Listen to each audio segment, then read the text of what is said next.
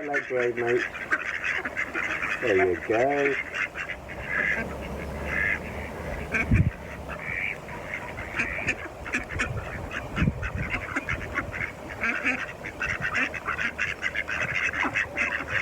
I think I'm going to talk today about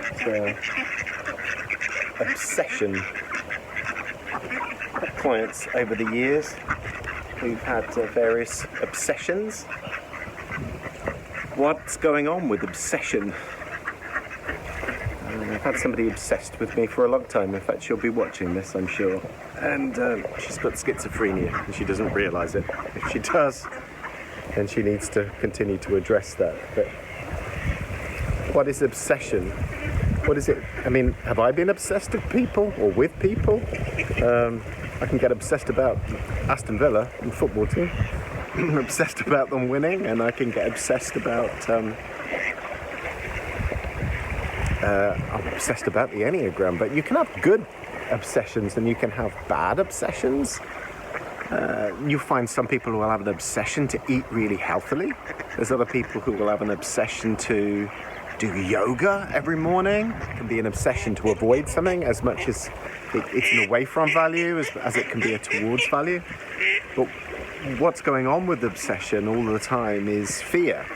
I could say that about my football team, an obsession for them to continue to be in the Premier League. We did get relegated a few seasons ago.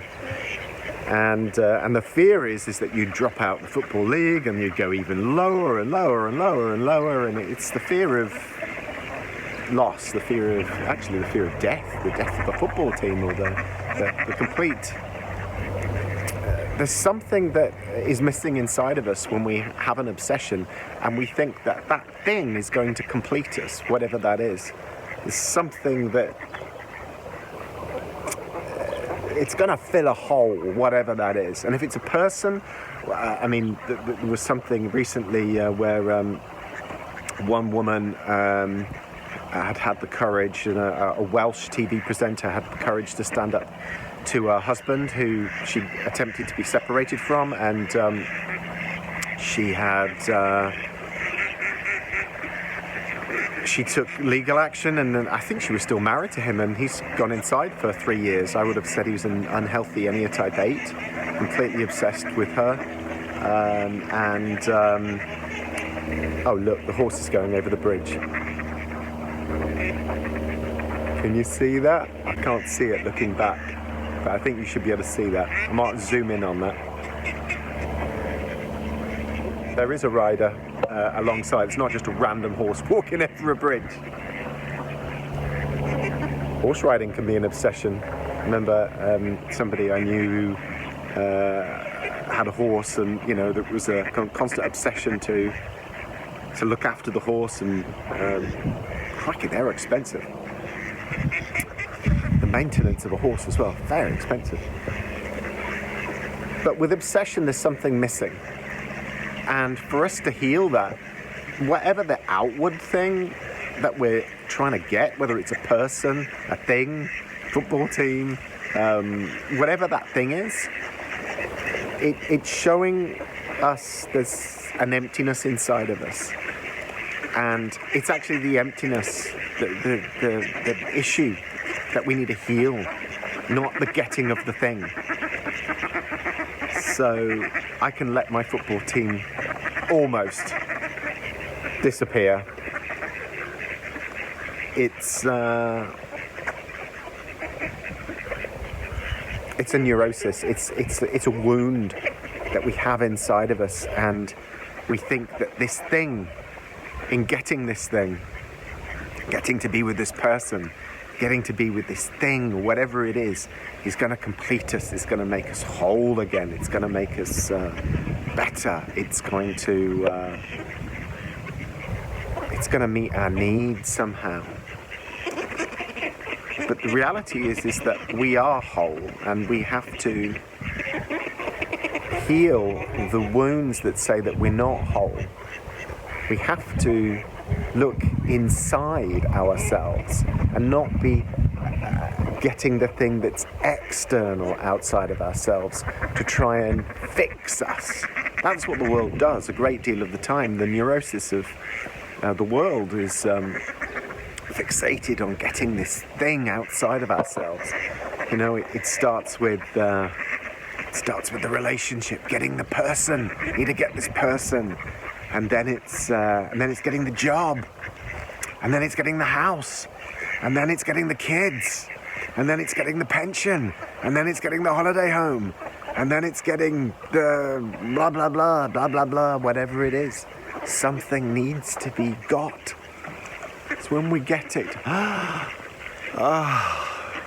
then we can be there, whatever ridiculousness is going on inside people.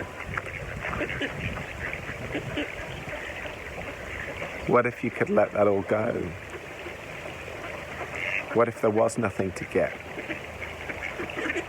What if you could be now? Be now? What if you could just be now? What if you don't need that person?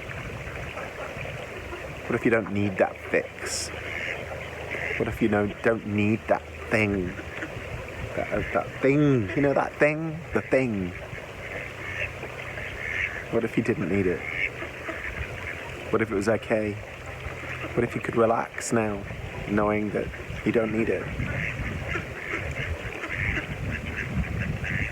Because you don't need it. It won't fix you. It won't complete you. The thing in Jerry Maguire where he goes, "You complete me," as wonderful as it is, I think that's probably where we struggle in relationships. Thinking that that person's going to complete us. I think it's just a romantic notion. I think it's make-believe. I think that person can complement us. And if you can find someone that's a wonderful complement to you, it's like you could say peas and carrots, complement one another when they're on a dinner plate. But, there's peas, and now it's completed because the carrots are there, or it's carrots, and now it's completed because the peas are there. It's like it's a complement. The swan can be a complement to the ducks. In fact, there was a mandarin duck here, which looked with a partner. And I can't see the mandarin duck here. It only popped in for a few days. It was a complement to the mallards that are here. There's a slightly different looking one. That one that's just flying there, that looks a little bit different. But generally, the more if you're looking at abroad, I'm not sure if you've got these.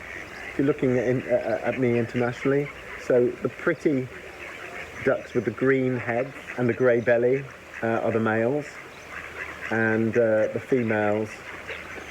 She's just down here. This is the female. They're all asleep down here. Sunbathing. I've had clients over the years, with all different types of obsessions. And it's always about healing the inner child, healing the part of ourselves that feels broken, that feels incomplete, that feels there's something missing. And when you heal that, you feel complete.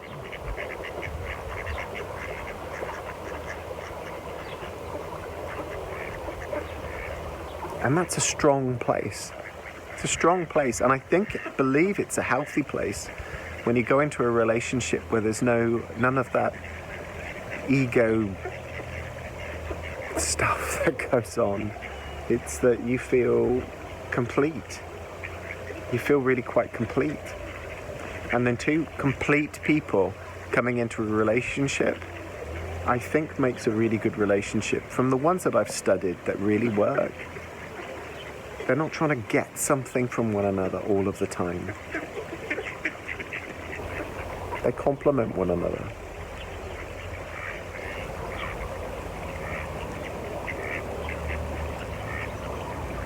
Now don't you be going in the bags. I haven't quite worked that out yet. So that's today, on this beautiful spring sunny morning.